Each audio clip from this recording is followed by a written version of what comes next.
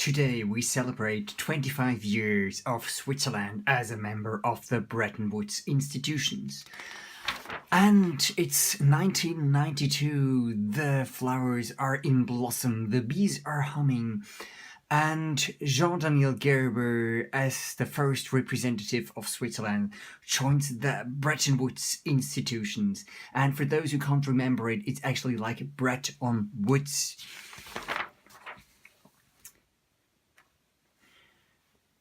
The welcoming speech by Thomas Broy from the University of Bern, and he reckoned that they have actually quite a lot in common with the World Bank. They both care about sustainability, they both have global partnerships, and they both try to stop climate change. And there was Ries Strede who brilliantly led through those panels, starting with looking back over the past 25 years. And Jean-Daniel Gerber told us how he was arriving in Washington, and actually the English dictionary wasn't that helpful, because even there was tough decision making, not everyone was quite sufficiently able to speak that language. And it was quite difficult. How do you start a country that has nothing in terms of infrastructure? So you want to send a postcard home to your loved ones, but there's not even stamps. And also, not just that country was in a bad state, also the World Bank wasn't that fit at that time. Not every project was actually a success, like that project 472, who, slightly failed. Peter Nickley reflected that actually, sure, we join the World Bank or not, is actually the most boring question in the world. Of course we should, but the Switzerland at that time had other problems at hand. They rather observed the Cold War and tried to protect themselves instead of sort of shaping the world. But the World Bank has changed. They had to change after the subprime crisis. They reckon that actually they got to work together with the private sector, in order to achieve much, much more. And it was mentioned that in the actual report, the word private or private sector is mentioned a million times, but actually the word human rights is poorly neglected. But we learned afterwards that actually with good collaboration, there also is a benefit for human rights. And funny joke that actually it's quite nice that we left that club of non-members that we shared with Cuba and North Korea. So from 1992 on, we were part of the institution.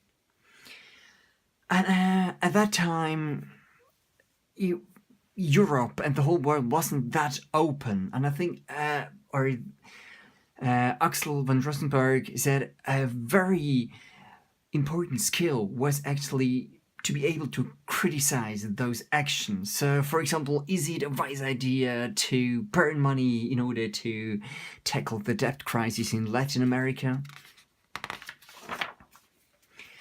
And asked about the Swiss contribution, they said it's actually the most important contribution that we brought to the table was questions, criticism. So why are we doing this? When do we want to achieve this? And Jean-Daniel Gerber told the story that he did Fedorov quite a favor. The Russian financial minister was really happy with Switzerland leading the dossier for Central Asian countries. And the goal of the World Bank is actually to create jobs, because if you create jobs, you create money, and with money you can afford education, and with that comes more jobs and sort of the positive circle. And sometimes it's a question, this is a really desolate country with no human rights, should we invest there? And the question is actually, where is this country gonna go? Is this country going to a promising direction? Then, even though, jump into the water, go with the flow towards the bright future. Then the outlook into the future. What is it gonna bring? And Rupa Mukherjee reflected that actually it's important that we don't invest any money at all into oil projects, because that really jeopardizes the sort of global warming targets. And Leah Hungerbuhl mentioned that actually today the monopoly of the World Bank is no longer there. Other players like Facebook and other tech companies get into the field and have their projects as well. So we gotta deal with the fact that we're no longer the Platzhirsch. And also mentioned that an important skill that we cultivate in Switzerland is actually that we get people at a table so they talk to each other rather than just hitting red buttons. Peter Messerly mentioned that it's important to sort of introduce the paradigm shift. In the old days, we created business and we created pollution, and now we're trying sort of to fix all the mistakes made in the past. And a wiser approach would probably be to sort of tackle the environmental problems first, with sort of that good basis, what we can really strive in the industry.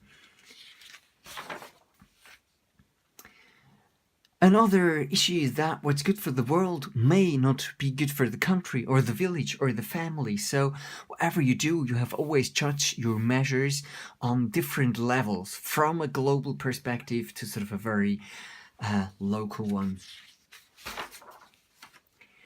There was Christian Frutiger from Nestle who said there are in many businesses, global businesses, for example, water and coffee, and with a positive impact, try to sort of contribute or stop climate change.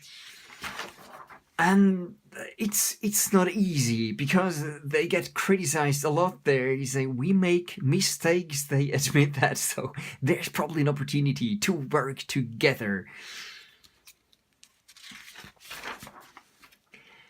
And sometimes on the global level, the agendas of the countries and the World Bank, they look very aligned. But then in the country itself, it's a bit sort of a cooler atmosphere.